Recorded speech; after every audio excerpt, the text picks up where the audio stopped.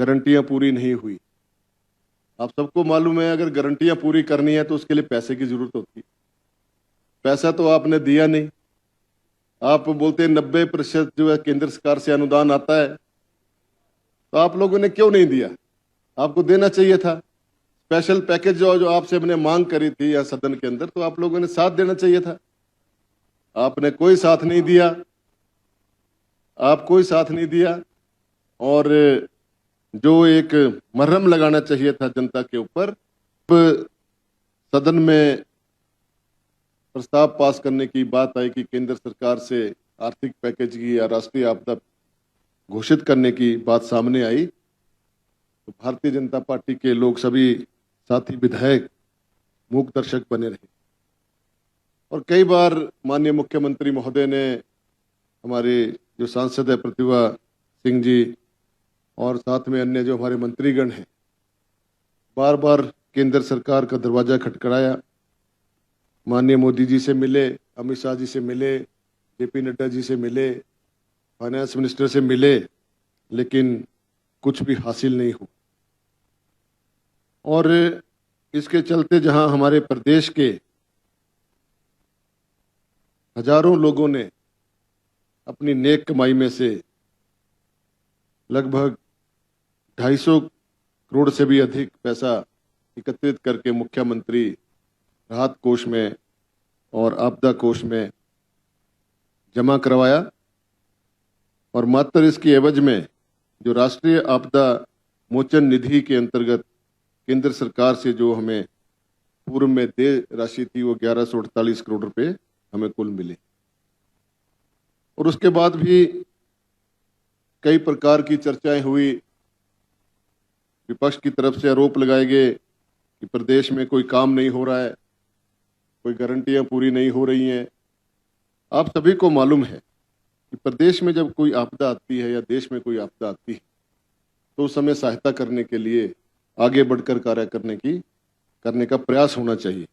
लेकिन वो उसके बजाय केवल मात्र आपके नेता, बड़े बड़े नेता सभी भाषणबाजी तक ही सीमित रहे, और जो झूठे आंकड़े प्रस्तुत किए, हमने ये दे दिया, वो दे दिया, इतने पैसे दे दिए, उसका कहीं सही स्पष्ट रूप से कोई उल्लेख नहीं हुआ।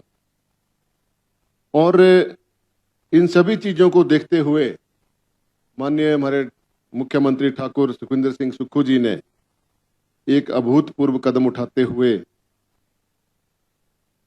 आपदा में हुए नुकसान से लोगों को जो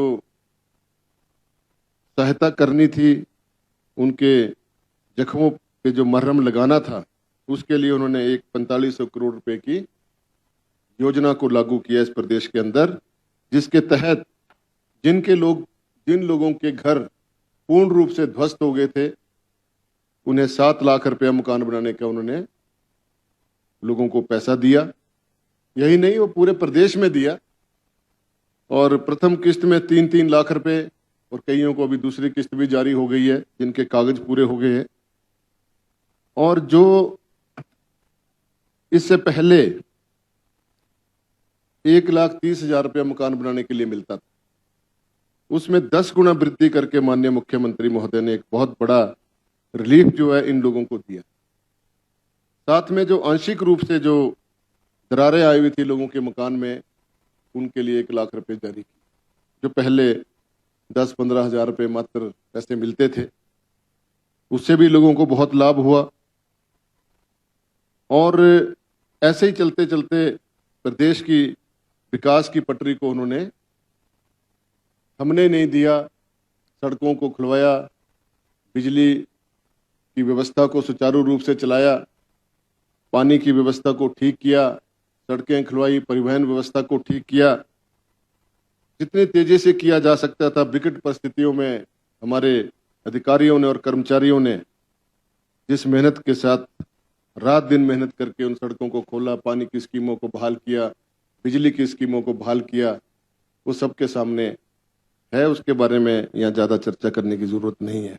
लेकिन जिस प्रकार से आदरणीय जयराम जी, विपक्ष के नेता, यहाँ कह रहे थे कि कुछ हुआ ही नहीं, गारंटियां पूरी नहीं हुई, आप सबको मालूम है, अगर गारंटियां पूरी करनी है तो उसके लिए पैसे की जरूरत होती है। पैसा तो आपने दिया नहीं। आप बोलते हैं 90% जो है केंद्र सरकार से अनुदान आता है, तो आप लोगों ने क्यों नहीं दिया? आपको देना चाहिए था। स्पेशल पैकेज जो आपसे हमने मांग करी थी या सदन के अंदर, तो आप लोगों ने साथ देना चाहिए था। आपने कोई साथ नहीं दिया। आप कोई साथ नहीं दिया। और जो एक मरहम लगाना चाहिए था जनता के ऊपर, कोई काम नहीं वो आप लोगों ने। इसके हटते माननीय मुख्यमंत्री महोदय ने एक सुख आश्रय योजना चलाई, जिसके तहत लगभग 4000 से भी अधिक जो हमारे अनाथ बच्चे हैं उनको उन्होंने लाभ पहुंचाए। साथ में एक मुख्यमंत्री विधवा एकल नारी आवास योजना, एक अभूतपूर्व कदम उठाते हुए उन्होंने जो ऐसी विधवाएं हैं, ऐसी एकल नारियां हैं हमारे प्रदेश के अंदर, जिनके लिए घर बनाना भी मुश्किल होता है, उनको उन्होंने 1.5 लाख रुपया मकान बनाने के लिए जारी करने की बात कही। पूरे प्रदेश के अंदर 69 आदर्श अस्पताल खोलने की उन्होंने बात कही, जिसमें हमारे विधानसभा क्षेत्र में भी उन्होंने काम किया है।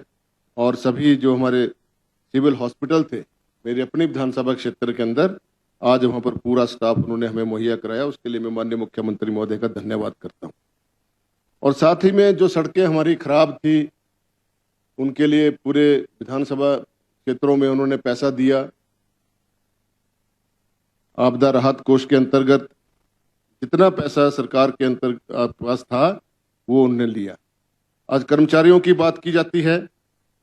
एक बहुत बड़ा मुद्दा कर्मचारियों का ओपीएस को लेके था, जो हमारी गारंटी में था, जिसको हमने पूरा किया।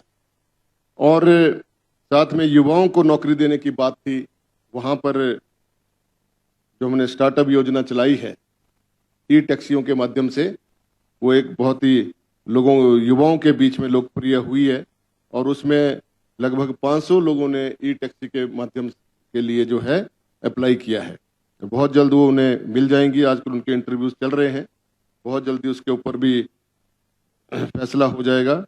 और इसी प्रकार से जो हमारे सौर ऊर्जा के जो प्लांट थे, जो पूरे प्रदेश में कई जगह हमारी विधानसभा क्षेत्र में भी सर्वे हो गए हैं, अन्य क्षेत्रों में भी सर्वे हो गए हैं, और उनके ऊपर काम भी चल रहा है। इस प्रकार से यदि कहा जाए तो ये जो 1 वर्ष का जो कार्यकाल था, विपरीत परिस्थितियों में जब प्रदेश की जो आर्थिकी थी वो डमाडोल हो गई थी आपदा की वजह से, और कुछ जो आप लोग जो हमें देनदारियां छोड़ गए, उसके बारे में भी आप यहाँ चर्चा नहीं करते। 10,000 करोड़ के आसपास देनदारियां आप छोड़ के गए कर्मचारियों की, और 75,000 करोड़ का आपने लोन लिया। आपकी डबल इंजन की सरकार थी, तो आप लोगों ने क्यों फिर लोन लिया? आज आप बोल रहे हैं कि 1000 करोड़ रुपया लोन लेना पड़ता है हर महीने, तो उसके कारण क्या है? उसके बारे में भी तो आपको चर्चा करनी चाहिए। अपनी स्थिति भी यहाँ पर स्पष्ट करनी चाहिए कि आपकी तो डबल इंजन की सरकार थी, मोदी जी सशक्त प्रधानमंत्री इस देश के हैं जैसा आप बोलते हैं, तो हमें हमारे प्रदेश को उनकी तरफ से क्या मिला? आपने अपने पिछले पूर्व 5 साल के कार्यालयों में लगभग 10 बार माननीय प्रधानमंत्री महोदय को यहाँ पर लेकर आए, अन्य मंत्रियों को आप यहाँ लेके आए। तो आप बताइए कि आप लोगों ने उनसे क्या, कौन सा स्पेशल पैकेज प्रदेश के लिए कोई लाया हो आपने? चाहे वो आर्थिक पैकेज हो, चाहे इंडस्ट्रियल पैकेज हो, बड़े बड़े आपने इवेंट किए, उनका क्या हो? कुछ भी उसमें सामने नहीं आया। कहने का तात्पर्य यह है कि बड़ी बड़ी बातें करने से पहले सोच लेना चाहिए कि आपने 5 साल में क्या कार्य किया। आपके ऊपर जनता का आक्रोश था, जनता ने उस आक्रोश के आपको दिखा दिया, और कांग्रेस की सरकार प्रदेश के अंदर गठन की। माननीय ठाकुर सुखविंदर सिंह सुक्खू जी उसमें मुख्यमंत्री बने, और अपने दूरदर्शी और जांबाज अंदाज से उन्होंने सभी का मुंह अपने साथ जोड़ा है। ये अपने आप में एक ऐतिहासिक है। यही नहीं, हमारे देश विदेश से उनको सराहना मिली है। उनके कार्य करने की जो शैली है, दूरदर्शी हैं, और प्रदेश को एनवायरनमेंट की उसमें जो आगे ले जाने की कोशिश कर रहे हैं। इलेक्ट्रिकल बसों की लाने की बात कर रहे हैं, Rajiv Gandhi day boarding school बनाने की बात कर रहे हैं, हर विधानसभा क्षेत्र में स्मार्ट स्कूल बनाए जाने की बात की जा रही है। युवाओं को रोजगार देने के लिए 21,000 पद जो है प्रदेश सरकार ने स्वीकृत किए हैं, जिनके ऊपर कार्रवाई हो रही है। कुछ इंटरव्यूज हो रहे हैं, कुछ अभी होने हैं, तो आपको घबराने की जरूरत नहीं है। आने वाला जो हमारा ये बजट जब सत्र समाप्त होगा उसके बाद आप देखिएगा किस प्रकार से हमारा प्रदेश फिर से एक बार तेजी से आगे बढ़ेगा। ये मैं आपसे कहना चाहता था। केवल मात्र विरोध करने के लिए आप जो मर्जी करें, लोगों के अगर कोई बात है, अगर कोई सड़कों पर आते हैं तो हो सकता है उनकी बातें कुछ उनके मन में हो जिनको हम जल्दी ही दूर करेंगे, आप चिंता ना करें। उपाध्यक्ष महोदय में की पाबंदी के चलते आपने बार बार वहां से आप इंटरफेयर कर रहे हैं, तो मैं यहीं पर अपनी बात को समाप्त करता हूं। धन्यवाद।